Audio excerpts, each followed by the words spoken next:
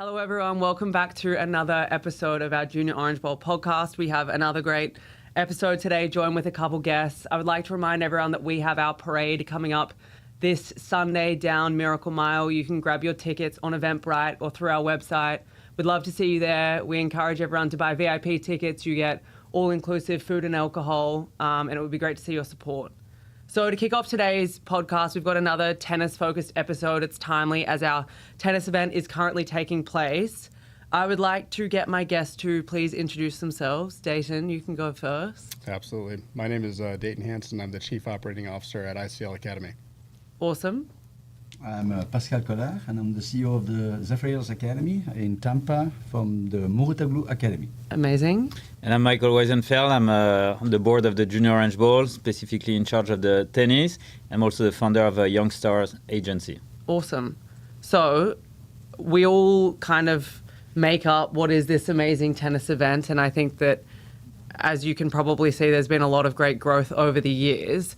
Dayton, please explain what you do in ICL, what it entails, and then also your involvement in what we're doing with the Junior Orange Bowl this year. Yeah, I appreciate the question, Mimmi. So the Orange Bowl itself, I mean, it's been amazing to start a partnership with them. We've now been in partnership for the past couple of years, and our partnership has continued to expand. And I'm going to tie it back to a little bit about why that partnership has expanded and what ICL does. So ICL at its core, we are an academic institution. Students in grades 5 through 12, most of our kids are high-performing athletes. We say passion-based, and the reason we say passion-based is we've got a number of kids that might be actors, actresses, performing artists, but many high-quality tennis players, golfers, soccer players, those elite athletes. And the reason they're coming to ICL is probably similar to when most of us grew up. I can't speak for you as much, Mimmi, but I think for me, Michael and Pascal were probably of the age that we didn't have the schooling option to go online for school. We were in a traditional brick and mortar where you started school typically at 8 a.m. every day and you were there till 3 p.m. I myself was an athlete. I played all sorts of different sports. By the time I got to high school, I was football, baseball, basketball, and I had to make a decision at that point because it was tough. It was challenging to kind of do all three, and so I chose baseball, and that was the route I went. But the reason ICL has come about is the level of competition, the training, the fitness, everything that goes into it these days. To be in a classroom for 33 to 40 hours a week is just unrealistic at this point. So we started ICL over the past 10 years, went fully online about 5 years ago, and have given our students, our families, an opportunity now to go out and train and travel and attend tournaments just like the Junior Orange Bowl. They give them the chance to really develop as an athlete and also as a student as well. Still get those high prestigious academic outcomes, but have the ability to develop as a tennis player, in this case as partnered with the Junior Orange Bowl. So the last thing I'll say on it with our partnership with the Junior Orange Bowl, to be a part of the most prestigious junior tennis tournament, not only in the U.S., but internationally as well, has been a huge thing for us. We are looking to continue to expand our partnership for many years to come and to be able to support these young junior families and then the entire Orange Bowl base going forward. And ICL will be the presenting sponsor from 2026, 2027, and 2028. So thank you, Dayton. Yeah, we're excited to have you on board, and I think it's important that we are still encouraging education. Yeah. I think in this day and age, again, I went to similar schools to you all and managed fitting around my rowing schedule at the same time. But I think what's really important that we kind of can't lose sight of is the importance of education. Correct. And still carrying that whilst encouraging all of the add-ons that come with the training. I think you get to a point probably as a parent where you're like, am I doing enough for my kid? Are they spending enough hours on the court? Are they doing enough? But we've also got to understand that it takes one unfortunate training session for that to potentially be career ending. So we still need to facilitate that education piece and upskilling. And I think when you look down the track post-career, you'll be so glad that you have had all of those experiences. Well, to your point, Mimmi, I mean, you're exactly right. The first thing that we ask our students when they come in, we talk to the parents about it, what are your goals? And as you can imagine, most kids will say, I want to go pro in whatever sport they're going after. The truth of the matter is about 1.2 to 2% of kids actually make it pro. That doesn't mean your career ends, though. You can still have a great college career, but it's about the academia side of it as well. And so going back to ICL, we teach business with sport, leadership, entrepreneurship. We have a brand new creator course that we just put out there as tying to the whole NIL experience. And so as you walk out of the classroom with us, even if your career ends on the tennis court or on the golf course, whatever it may be, that's just the beginning of the rest of your future. And so we want to set them up with those again, skills, those elements and lessons, develop them. And our mantra is champions for life. It has nothing to do with winning a tennis tournament or a golf tournament. It has everything to do with making sure that they're truly a champion for life of being able to go out and have those amazing life skills. Awesome. No, I celebrate everything that you guys are doing, and I think it's important that people definitely consider that pathway, because I think it makes everything kind of possible. Pascal, moving on to you, I think that there's a lot of crossover between what you guys do. I would love to hear about what your organization does and kind of your career getting to where you're at, and I guess what you see the future of everything that you're doing. Thank you. Thank you for having me. First of all, I want to insist again on education, because yes, we are the tennis people, but without that, it will be a disaster. And I think a lot of parents are dreaming, kids are dreaming. The reality, he said 1.2. I think it's actually less than that, to be honest with you. Right. And then, what does it mean to be a pro? Yeah, if you're a pro and you're 600 in the world, you're not going to make any money. Right. So to really make a living, it's going to be less than that. So education, although we are tennis, right? No, I commend that. And I think more coaches should be understanding that you can learn more in the classroom than just picking up a textbook, retaining knowledge, and then regurgitating. I think it's about the all-encompassing development of the individual.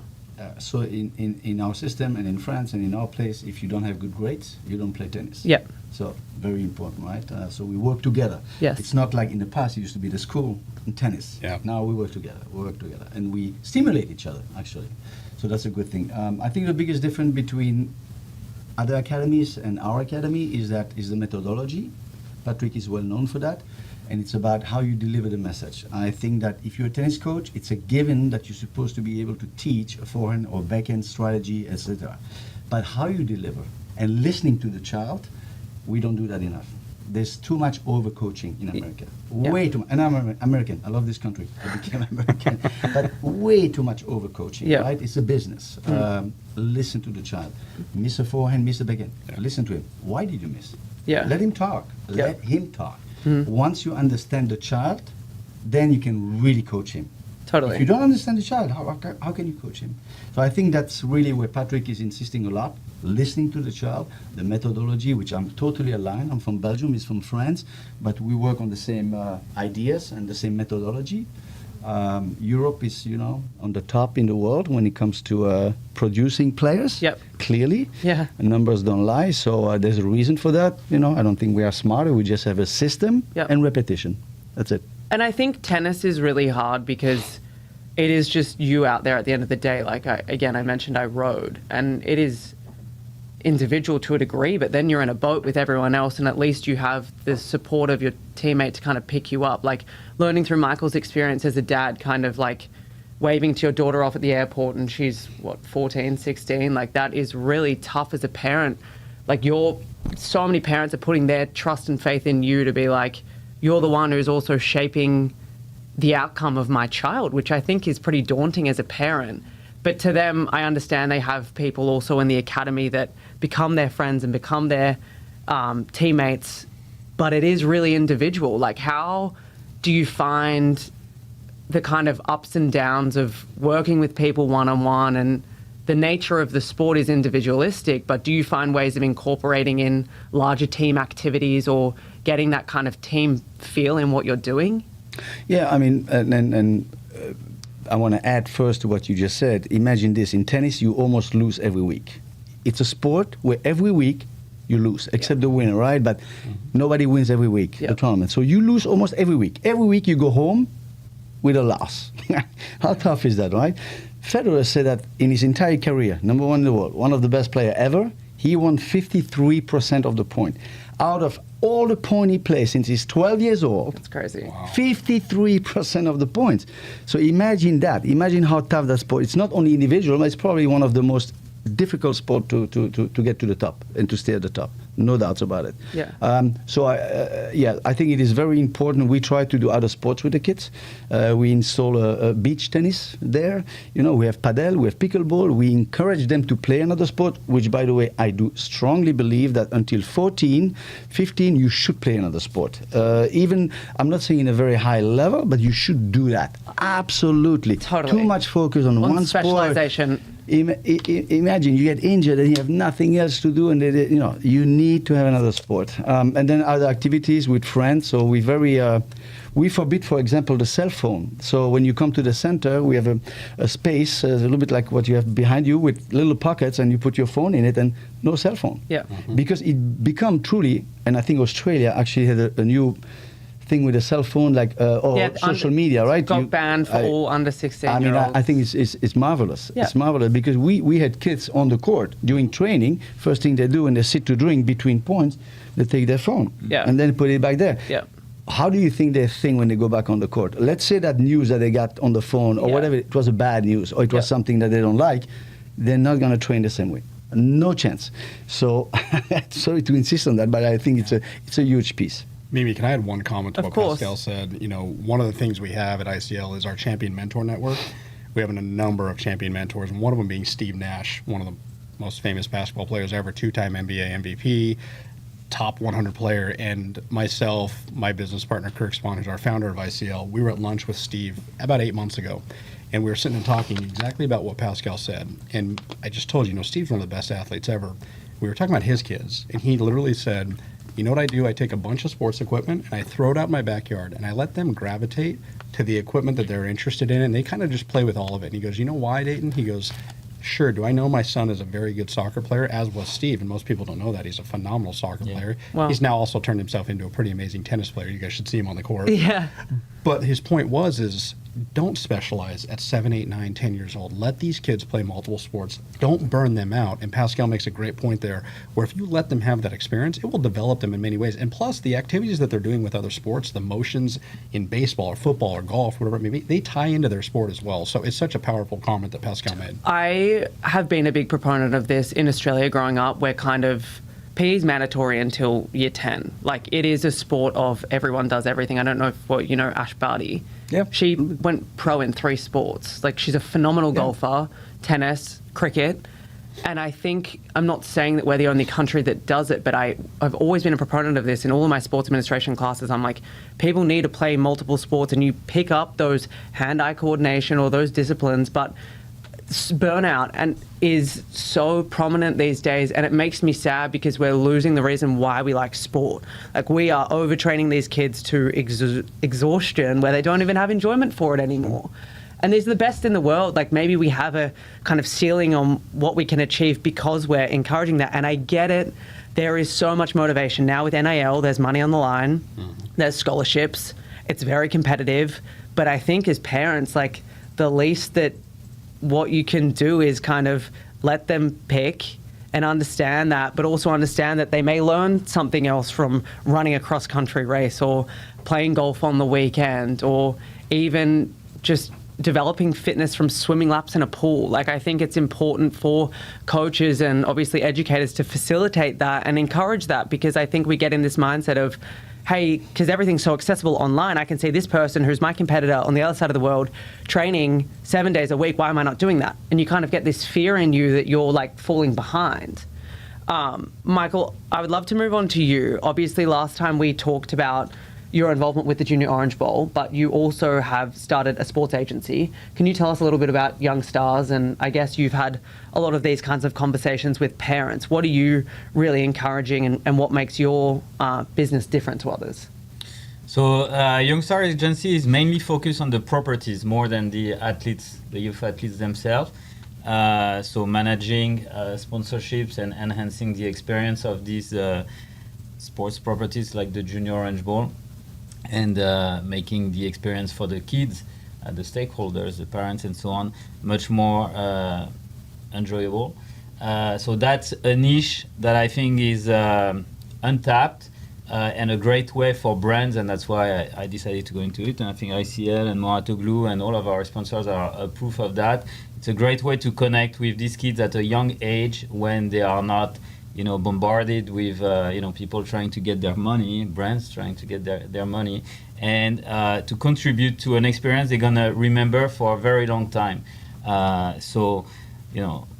Obviously they already are in the ecosystem of ICL and Mouratoglou, but let's say if you have BMW as a sponsor and of the Junior Orange Bowl, and they help the experience every year 12, 13, 14, 15. By the time the kid is 16 and has a choice between Mercedes or BMW, we are in tennis, so I'm talking about wealthy. You're a good salesperson. Good. But we can say Honda and Toyota, you know. But let's say Honda is the sponsor of the Junior Orange Bowl. If they have the choice between Honda and Toyota, they will go for Honda because they have a special bond. I remember with my daughter Emma, we were always going at the courtyard when we were traveling all the time. We were traveling pretty much 2 weekends out of the month. And so, you know, the courtyard is a very simple hotel, but nice. But today, 4 years later, if you ask her, hey, do you want to go to the, you know, Ritz-Carlton or the courtyard, there is 90% chance she's going to tell you the courtyard because she has all her memories. Yep. So if this hotel brand is associated with that pathway, so that's what I figured could be a great niche and what I'm going to start developing. And of course, incidentally, you come across parents, young athletes, that I would like to work with, but not necessarily on an individual basis. My focus is going to do teams like Team Red Bull, and you don't have that in tennis. So it could be Team ICL, could be several sponsors that will be part of a team of 5, 7, 8 players with different attributes. Could be girls, boys, 13 years old Ukrainian who is killing it right now, and a 17-year-old boy who was 600 ATP and 3 months later is 400. You know, different profile, different background, so that as a brand,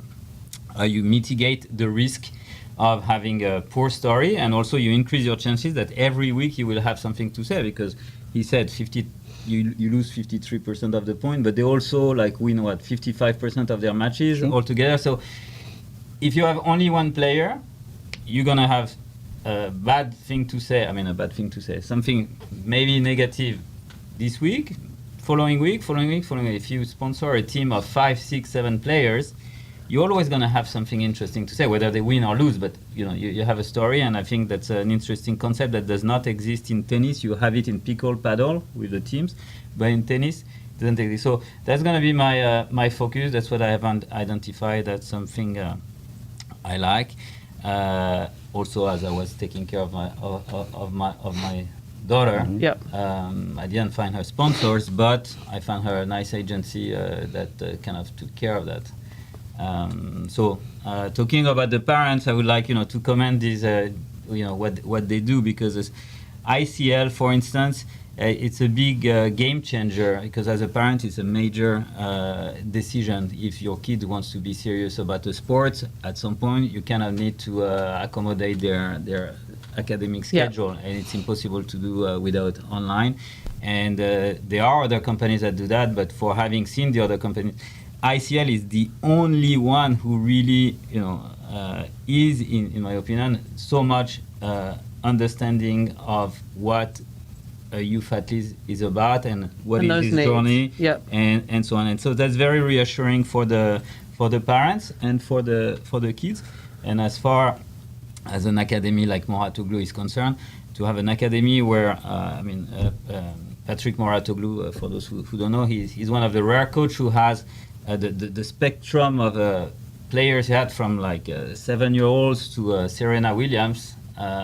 He's seen it all. So you start there, and you can, end as a Grand Slam winner. You don't have a lot of places where someone has that understanding of all the faces. Plus, it's a one-stop shop, and it's less of a headache for the parents who, until they get to a place like Mouratoglou, are kind of the CEO of their kids, finding a mental coach, the footwork coach, the heater, the technical coach, this and that. And then even if you have the best people, if they have too much ego, they don't work together. While they do that, they make sure to recruit people who can work together, and that the message goes around the table. And so as a parent, my daughter Anna, she left 2 years ago to another place in Italy.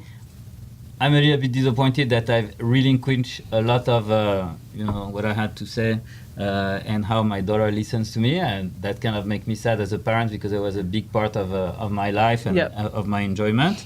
But at the same time, it also makes our lives a little bit less stressful, because they take care of everything, and they don't have just one kid like a parents, but at the same time they still are very focused on making sure that the journey is customized for that kid. I guess to both of you, a lot of the questions I think on listeners' minds will be, tennis is already a very expensive sport, let alone everything that happens pre-college and then after. It still gets expensive, but you would hope to attract sponsors and partners and whatnot. Are there scholarships? What are the opportunities for parents to kind of pursue different avenues? It is a very affluent sport, but it's hard to kind of like talent identify so early to know that your kid is worth X, Y, and Z. So how do you guys kind of pitch to people that their kids on the up and coming, they're interested in this, they want to pursue both their services, but are there other routes for financing? Yeah, Mimmi, I'll kick us off, and then please, Pascal and Michael, jump in. So it's interesting. We at ICL, we're grades 5 through 12. And the reason we start at 5 is, I'm going to go back to something you just said a moment ago. When you're 4, 5, 6, 7 years old, it's tough to start to see if a kid's going to have what it takes to maybe take that next step. Yep. And what we've noticed is right around 5th grade is where that kid might start to take that slight turn. They're showing an interest or a gravitation now maybe to a particular sport, or maybe their skill level has developed a little bit. That's why we say to kind of jump in that 5th, 6th, 7th grade. Doesn't mean you can't jump in later. But for us, we saw that that was the prime time to jump in. To your comment about, a standpoint from a financial standpoint, we incorporate scholarships, financial aid. The differentiation about ICL, one of the many differentiations is we're not looking to break the bank from a tuition standpoint, because we understand everything it takes to go into these kids' passions. I mean, Yep. Tennis alone, you're going to have a coach, you're going to have travel for tournaments, you're going to have fitness, you're going to have so many things that go into it, and then you have the education aspect. And so for us, scholarships are a very big deal. Financial aid's a very big deal. We have priced ourselves in a way that we have a lot of different partnerships. For example, between ICL and Mouratoglou, we have a partnership. There are discount opportunities available. And so for these kids that are out there seeking these different passions, it's incredibly important to us to be able to ensure that we're in essence tying their passion to a purpose and doing it in a financial way that makes a lot of sense. I guess the last piece I'll add on that before kicking it over to Pascal is, when I talk about passion to purpose, it gets again into those differentiators, and this being about ICL, that's one of our big differentiators. We take their passion, in this case tennis, and we tie it to their purpose and their super purpose. And that purpose being, you've now shown that you have a passion for tennis. We want to make that your purpose. Not only tying it on the court, but off the court as well. Integrity, character, and then we build in personalization. When people come to ICL, you don't sit down and take a cookie cutter approach and say, everyone's taking the same 5 classes. We ask you, where are you looking to go? What do you want to accomplish? Well, I want to go D1. I want to go Ivy League. I want to go overseas. Our plans are individualized for each of those students, and then we tie that again back to the financial aspect that you just talked about. So I think that's why we're seeing a massive shift when it comes to education. A lot of students are starting to come to ICL. A lot of students are starting to shift in their minds, and parents shift in their minds to online in general. When it comes to ICL, we have over 530 tennis players now. We're the largest online school for tennis players in the entire world. Wow. And again, it's because we prioritize not making the most money. In fact, our margins are very, very small. It's about making sure we're setting these kids up for success, because there's a lot that goes into it, and we want to be a part of that. Again, I do think it is important, and this is the benefit to kind of sports catered institutions, is to understanding that truly kids learn in different ways. Yeah. Like, it's scary to say, but I feel like I didn't really understand how I learned until I got to college. Like, there were different tools and mechanisms that I learned throughout high school, but then really learning that works for me, like, that was really important. So I think that it's awesome that those kids can kind of go through the tailored systems that you're talking about, and maybe then that will translate to how they're like taking information from a coach. Yeah. What would you say? Yeah, I mean, so Patrick has a foundation called Champ Seat. He is actually the one that helped Coco Gauff in her career when she was 12 years old. She needed money and help and support, and Patrick was there, and many other players afterwards. So there's a foundation, that's one. And B, in each academies, we do have scholarships. So obviously, based on the income, we are tax return, look at it, and if we can help, we help for sure, because it is a very, very expensive sport. So what's also very important is that although it's a huge company, it's global, but Patrick oversees everything. Every time I have a player that I like, that I feel, there's potential, I send a video. Every time. Patrick wants to be Patrick is coming to the center a lot. He's coming, he's watching every kid. Yeah. I have to drag him from the other court to say, let's go to the next one. Yeah. It's time, Patrick. He said, no, let me spend a little bit of time with that kid. I mean, Patrick, it's his passion. He doesn't have to do it. He could Yeah. retire anywhere in the world, but that's his passion, and kids are his passion, truly. So, yes, definitely we do have scholarship, but we need also paying customers, for sure, right? Yeah. I mean, you need to have the right Exactly. balance. Yeah. And on our side, so we help them with the basics of their tennis bag. So for instance, the strings, especially when they are young, they need soft strings, which are expensive. I remember Emma, she was breaking 2-3 times a day. Those Luxilon, I think it was. No, X1 by Phase. It's a Belgian brand, so probably that was X1 by Phase. That's Technifib. That's French, by the way. And it was breaking 2-3 times a day, and it's $25. Yeah. So it was a budget of $8,000-$9,000. So when you find a deal with these guys and you don't have to pay those $8,000-$9,000 or 75% of that, let's say, you don't have to pay, it helps. So we help with that. The racket is a little bit less expensive, but obviously we find the racket, the clothing, the shoes. Shoes, it's 2-3 pairs of shoes Easy. per month. Easily. Per month? I mean, it's two pair of shoes per month. Yeah. When they are A like lot. 14, 15, and let's say it's $100 or more actually. It adds up. Everything adds up, and then the part that adds up a lot is the travel. Yeah. And the tennis. They already discussed their scholarship, the school as well, but the travel is very expensive. Yeah. So that's where we find other type of sponsors or work with agencies like Edge. Yep. Edge, they do get a financial stake in the players.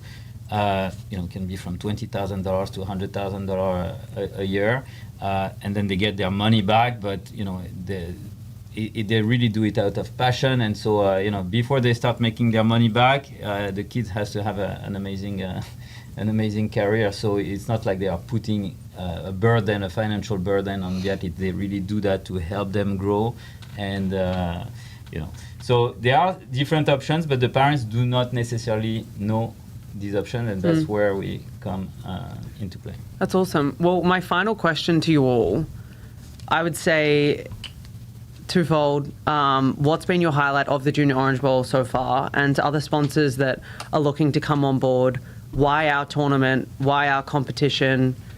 I mean, this can go to kids that are wanting to participate, parents that are going to take their kid and book them a flight to the other side of the world to hopefully play in the tournament, and as a partner, like, where do you guys see the value in that? Go ahead, Pascal.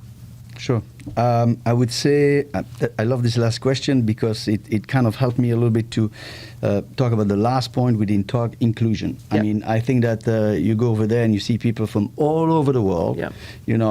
all over the world, all kind of, and families, and this is fantastic. And this is what we have in the academy, right? Yeah. You see, and I think it's probably the only individual sport, I think, where you have that kind of inclusion. Think about it 2 seconds. I don't think there's any other sport like that, right?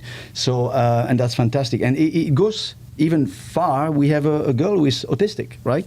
And she's great. She loves tennis. She would play 10 hours per day. Far out. Not easy to always navigate, but she's there. And the kids have to learn the acceptance and the inclusion. So that's what I love the most. To see all those kids from so many countries over there is fantastic. And I can see really that the new organization, if I may say, of Michael coming in is Totally. definitely a breath of fresh air and definitely on the right path to become really even better. Thank you. No, I think we are looking to innovate across everything that we've done, and they've built an amazing committee with tennis. And I think the good thing is, like, we've got our KPIs in mind, like obviously wanting to be the best in the world for the age group. But I think what you just said about inclusion and diversity is so important, because this in itself is a cultural experience for a kid that'll last a lifetime. Again, we know in this world where there are different opinions, beliefs, all of the following, like how often do parents and kids get to interact in a fun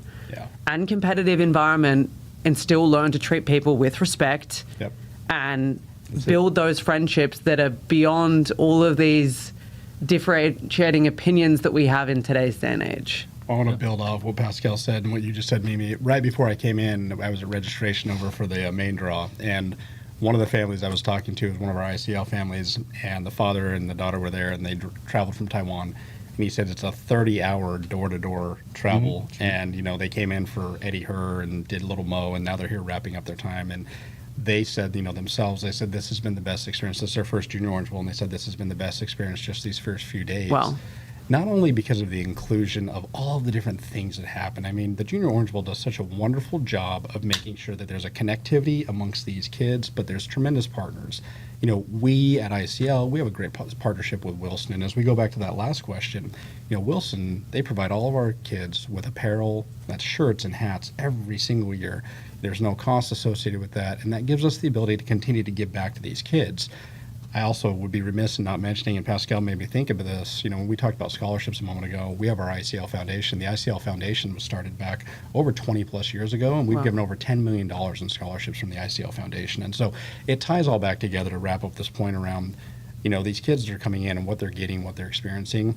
It's so amazing and so fun to get to see them be able to interact all these different cultures. That Taiwanese family that I just spoke to you about. Yeah. As I was walking out there playing ping pong, you've got our girl from Taiwan playing a little ping pong match against one of our kids from the Midwest in Kansas. You couldn't have two cultures. She won, right? Yeah, absolutely. They couldn't be more far apart, but it was just such a cool dynamic to be able to see that diversity. And we have so many of those stories that not only happen at our school, but at here at the Junior Orange Bowl, and as Pascal mentioned as well. It's just an amazing experience. Very happy to hear that two of these important sponsors are very happy with how things are going. For us, the key when we choose a sponsor is not just based on the money, like I've said last time.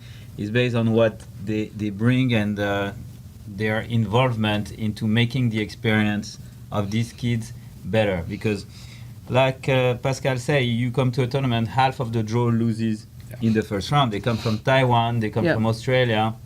So on. It's a long trip with a lot of hopes because that's the highlight of their life, or at least that's what they think when they go to the Junior Orange Bowl. And you lose in the first round, so that they're gonna be sad and so on. So how do you make this overall experience good regardless of the result? And that's what we've been trying to work on for the past 3 years. That's where we are reinvesting the money that we are getting from the sponsors, and we pick sponsors with whom we know we can grow, and that we know we can achieve the vision together. We had other schools, he knows, we had other academies, we had other brands, but the selection is really how involved you're going to be aside from the money. Everybody can give money. Yeah. What you want is commitment, and they are committed. He's the CEO of the company, he's the president of his company, he's here, it's not another guy. And sharing those values. Totally. Sharing those values, yeah. So thank you guys. Talking about inclusivity, and if there are sponsors or people interested to develop that, I really want to do at least a demo, but maybe a small tournament, wheelchair tennis. Yep. Because I think for me, the wheelchair tennis athletes and disabled athletes in general are the ultimate athletes because they come with a disability that they overcome. And that's, for me, the most inspiring athletes are these guys. So I think I would like to do that next year or in 2 years. I don't know. It's not easy to set up, but if that's of interest to you, I don't know. What's your involvement with that? I can tell you, I have only one experience. I play against the world champion in wheelchair, and I lost 6-0, 6-0. Wow. So I'll be more than happy to do that because I have the most respect for them, for sure. No doubts. We would be open to it at any time. We actually have the #1 junior wheelchair player, Charlie Cooper. He's based out of Palm Desert, California. Yeah. He's at every major these days. He is one of the most amazing individuals I've ever met. Just so down to earth, but I will never play him on a tennis court because he will absolutely kick my butt. I didn't take a point. So maybe next time at the next player party, when the players from Wilson comes, the pros, we can also do an exhibition and we start from there. You put Roddick in a wheelchair and you make him play against, and let's see. Let's see how we go. Well, thank you all for an amazing conversation. Again, we're very grateful to have you as partners, and I think it's evident that we all kind of share a common goal in giving that experience to the kids, and I've only heard positive things. So to anyone watching, please come down to either the Biltmore, Crandon or Salvador Park. Our tennis competition goes all the way through to next Wednesday. Some of the best tennis you'll see in the world, especially for its age group. The draws can be seen on our website under tennis, and you can also check out any details related to the parade this Sunday at 5 p.m. down Miracle Mile. Thank you all. Thank you, Mimmi. Thank you, Mimmi.